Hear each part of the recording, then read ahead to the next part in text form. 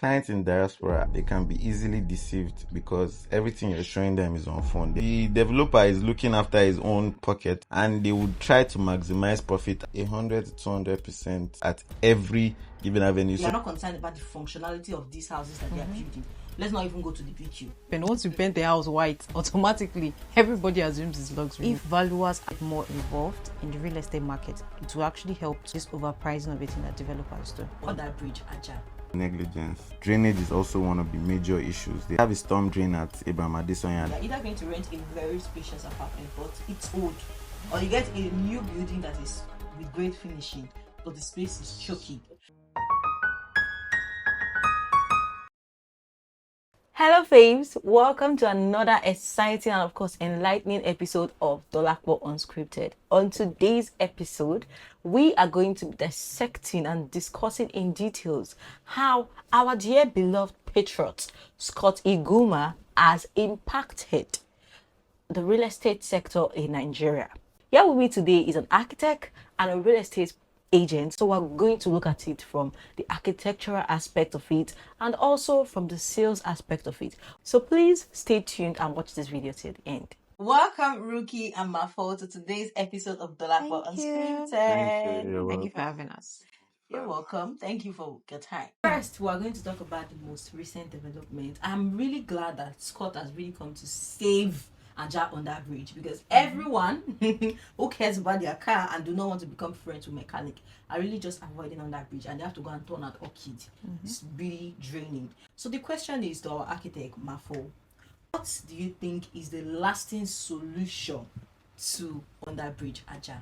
Thank you for that question. Major issue there is negligence. It will not take the government anything to send people there, close down that under bridge for like a week or 2 weeks, sort out the drainage, because drainage is also one of the major issues. They have stagnant water, refuse is not well disposed, you have refuse everywhere, and at night there are no street lights. It's just unsafe for cars and even for pedestrians walking along that place in the day and at night. Where do you suggest that they channel the water to the drainage? They have to connect the drainage from that under bridge to the drainage that is along the Jiwe Road. So it has not been connected because we have a storm drain at Abraham Adesoyan, the traffic light. So connect the drainage from under bridge straight down, passing the front of Thomas Estate, because there is no connection. Connect it to Thomas Estate and you've sorted out the first thing, which is stagnant water. Then the next thing is the waste disposal. Get Loma to set up all those refuse bins along that road so that people can just easily dispose waste. I totally agree with you, because I know that they've done some like temporary fix, like filling up the holes and everything. And to be honest, there are some government personnel that really will not want that road fixed, because that has become a source of income for them, without mentioning any name. But I really just hope that they can do something about it, because it's terrible and it's not good for us taxpayers. Next question is for our pretty real estate agent, Ricky, who is a professional and has been in this business for a long time. How do developers convince agents to sell these houses, even though the agent knows that this thing is overpriced and probably what is here is really not worth it?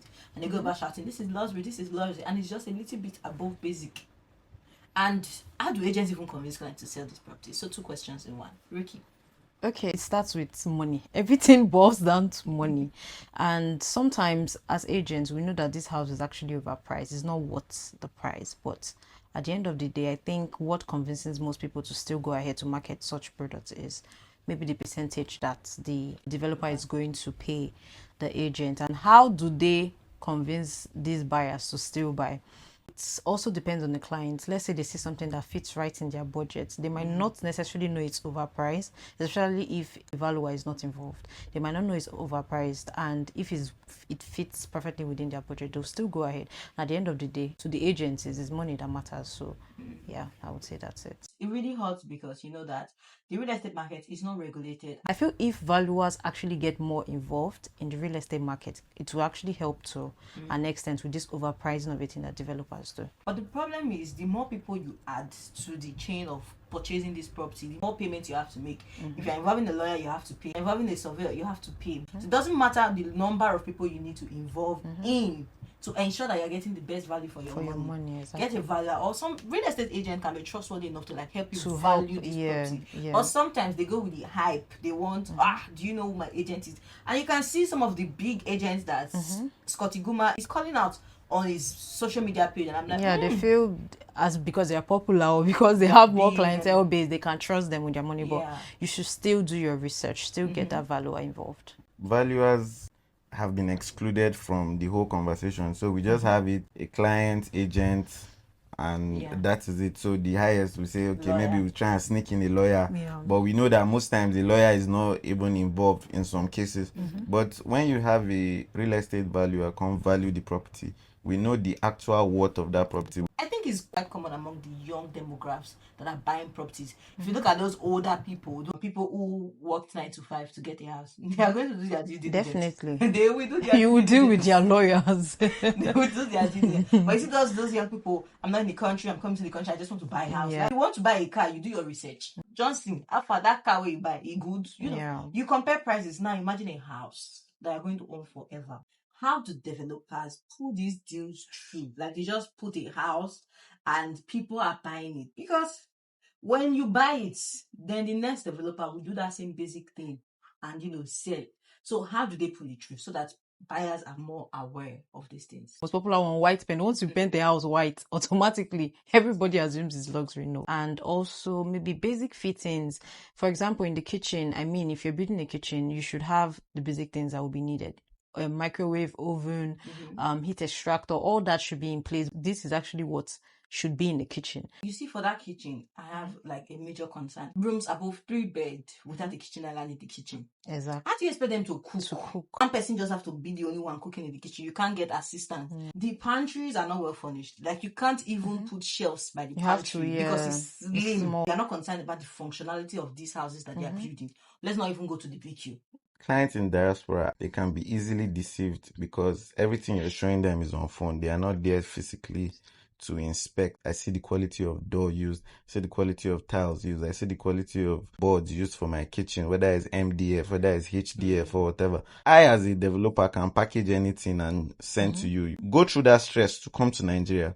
Check what you're purchasing. Get a valuer to come and check and know that, okay, because we have people that have no knowledge about investment, and then you just push the whole idea of investing in Nigeria and they just want to dump money somewhere. They don't care the value, if they are even getting value back. Because at the end of the day, the developer is looking after his own pocket. So, and they would try to maximize profit at every given avenue. So they are not trying to look at, okay, client satisfaction. It now boils down to you to do your due diligence.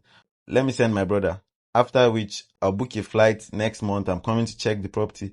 But the moment you are being bamboozled by maybe the advert or talking to a fine girl or a fine boy over the phone, and then you're already intrigued and you're overzealous to get the property, that is when you can easily be scammed into getting something that is half the value of what you're paying.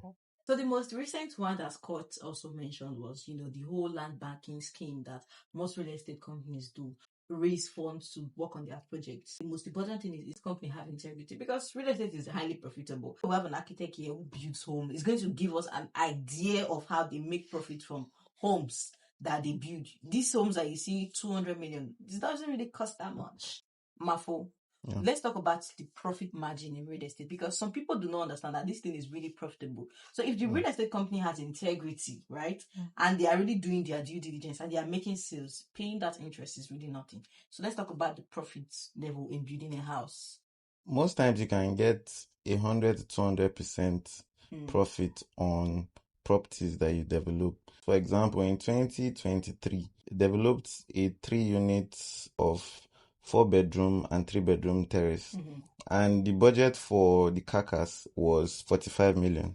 That was getting it down to tiling. We installed windows, we did the screening of the outside, roofing, and for the 3 units we used 45 million. That was in 2023. By the time you now get to the interior finish, external works, that's the tank, the interlocking, the gatehouse and everything, we spent an additional 20 million. We had another semi-detached.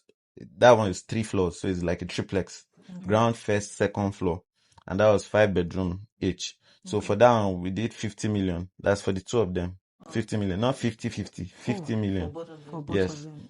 In the market, one unit of that semi-detached is going for 180 million. You can Oh, imagine. wow. And we used 25 million naira for the carcass. We used about 80 million to finish two of them, like to completion. The company is selling one unit for 180 million. So you can do the math.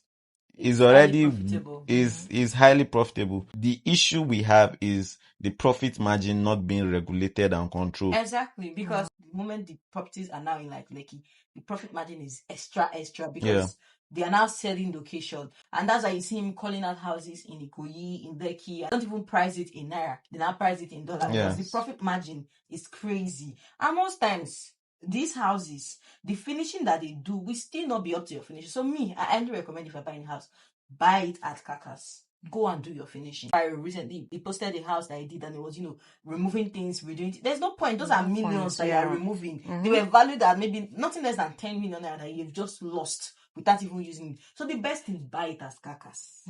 Do your own finishing. That's just the best thing. Somebody posted a video of their project that they know this is my project I want to sell, and they put the architectural design. The buildings were facing each other. The space in the picture of the architectural design was like this wide, and they did a drone picture, and it's this.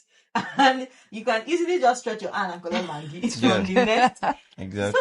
So, most times, what they go for building approval for is different from what they design on ground. So the best thing when you are buying house, don't forget to ask for building approval. Let me see the architectural design. Let me see these things, because that's when they cheat you. There are two things in renting. You're either going to rent a very spacious apartment, but it's old.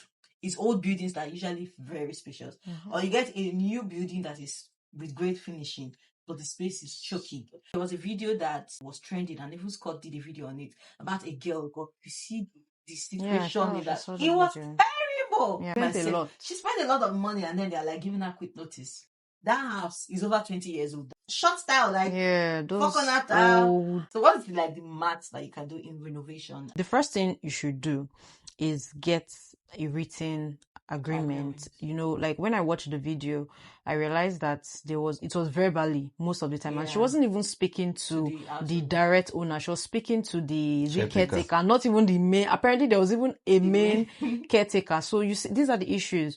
You should have a written agreement, and if you are changing anything, it should be well documented that this and this and this and this. And if the landlord is fine with you changing anything, you can go ahead, and if not, you guys can come to like an agreement. Changing tiles, doing this, it's a lot of work. It's not your house. Don't do that. I'm not saying don't pimp your house to look nice.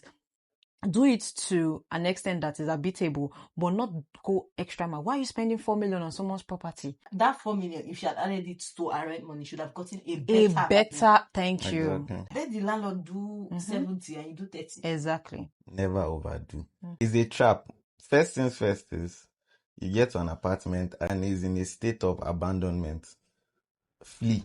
Exactly. The Bible says flee. Like flee from every appearance of evil. Because you're setting a trap for yourself, and you're also just going to help that landlord renovate his property. You're going to appreciate the value, no doubt about that. Definitely, you're improving the quality of your space. Because most times you come and you want to do a total overhaul of everything. You're removing the tiles, you're changing the doors, you're changing it, and there is no written agreement that backs up, okay, I am renovating this space. I'm going to be here for the next 4 years so that I get like at least maximum value of what I have done before I get any quick notice. It's not that I have come, I've renovated, and then next day you're telling me your son from abroad is coming back to the country and it's this particular apartment. It's not the neighbor next door that still has the normal suspended ceiling. It's me that has changed POP, everything, drop light, and then you're telling me to pack out. That's why it's important to save yourself. Let there be a written agreement, because they might be smiling with you, but the moment you change that suspended ceiling to POP, the greed in them will come out. The greed in them will come out, because at that point they also see a reason to increase rent. And if you are not going to agree, because definitely you would not agree, because I've had situations like that where you improve the quality of your living space, and then landlord comes and he wants to increase rent, and you're saying no, I've actually improved the quality of your space and your property, so I should not even pay. There should not be an increase in my rent for like the next 2 or 3 years. But they are saying no, that it has appreciated. And at that Just point, you great. don't have any written document to back up, okay, there's an agreement between I and the landlord. And you're putting yourself at the risk of an eviction notice. It's really hard to live for it. It's not your house. What if you change jobs? What if you decide to relocate?